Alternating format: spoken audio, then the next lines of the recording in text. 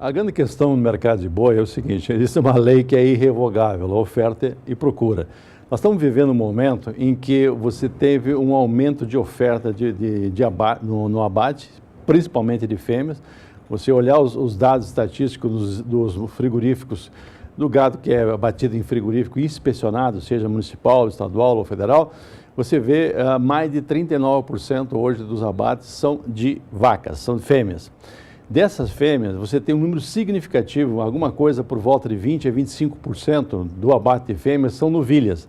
Ou seja, 75% dessas aqui já pariram 1, 2, 4, 5 bezerros, porém as novilhas não vão para o abate sem ter abatido, sem ter gerado um só descendente. Então você tem uma tendência hoje, se você olhar no nível de inspeção com 39% de abate de fêmeas, mais o número de abate sem inspeção, que normalmente são fêmeas, nós estamos falando de um abate acima de 45%. 45% é o limite que você tem entre manter o rebanho e começar a diminuir o rebanho.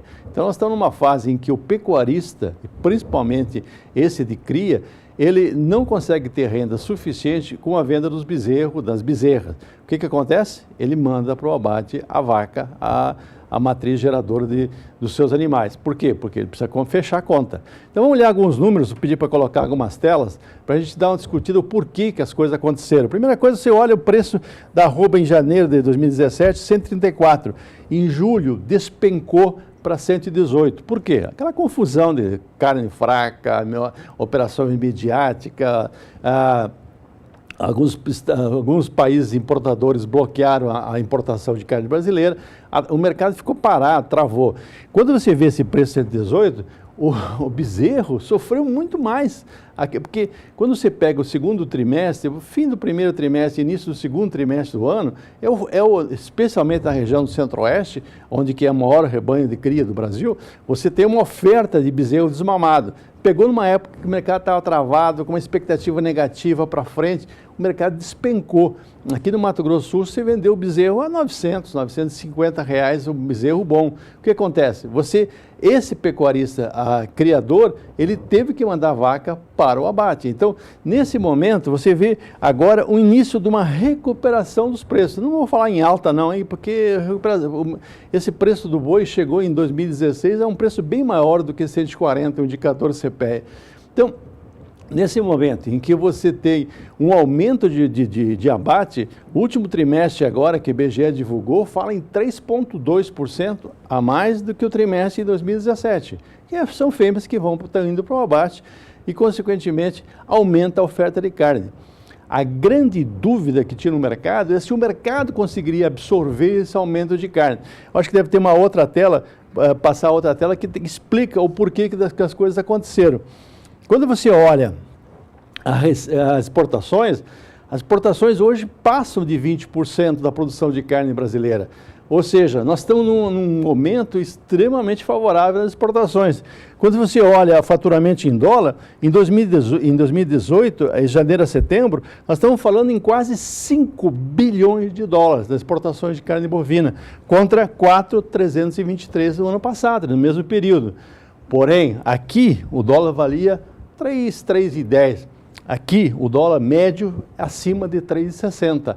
Ou seja, o faturamento em reais por parte dos frigoríficos exportadores aumentou de forma significativa, ao contrário da arroba, que não aumentou proporcionalmente. O argumento é que o mercado interno está fraco. Esse fraco é mais ou menos entre aspas. Por quê?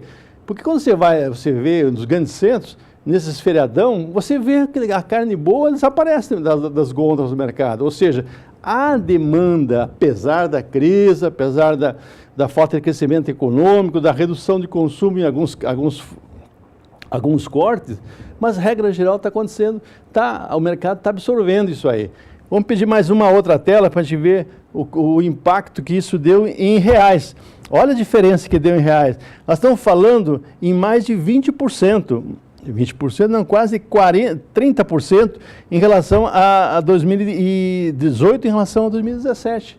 Aumentou muito o faturamento dos frigoríficos exportadores.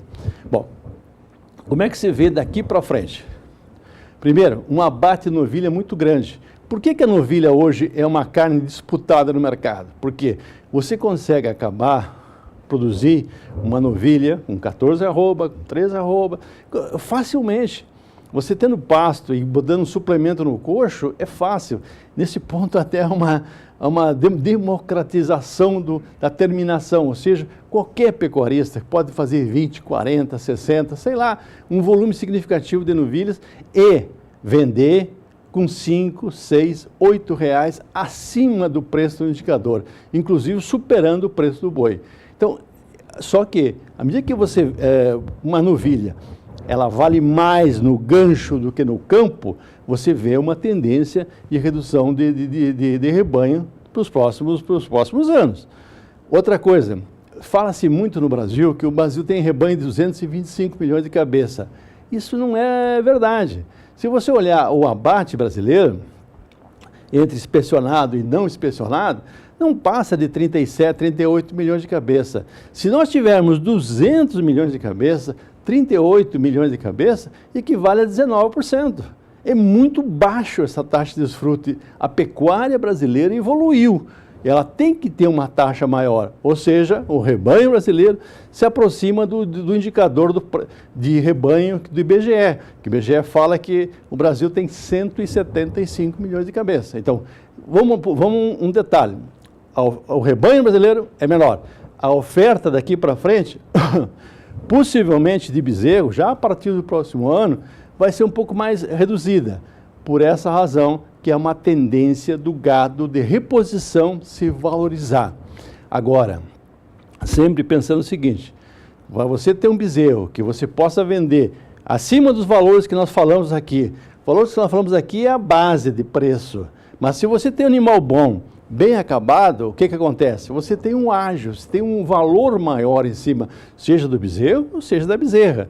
Se você tiver condições de fazer uma terminação dessa fêmea, ao invés de vender ela como bezerra, vender ela como novilha, com 13, 14 arroba, você melhora o seu rendimento. Então, a pecuária, nesse momento, ela passa por uma transição. Ou seja, vai ficar no processo aquele pecuarista que investir no trinômio. Não tem muito segredo, não.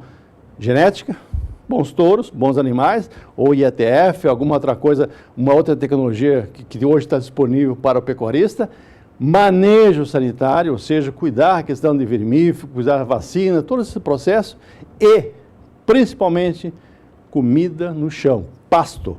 Se você tem um pasto bom, se você manejar bem o teu gado, você tem chance de aproveitar esse ciclo que deve iniciar um ciclo de alta, remunerar mais justamente o criador, deixar uma margem para aquele que termina, para o confinador, para o terminador, e a pecuária como um todo melhorar a sua rentabilidade.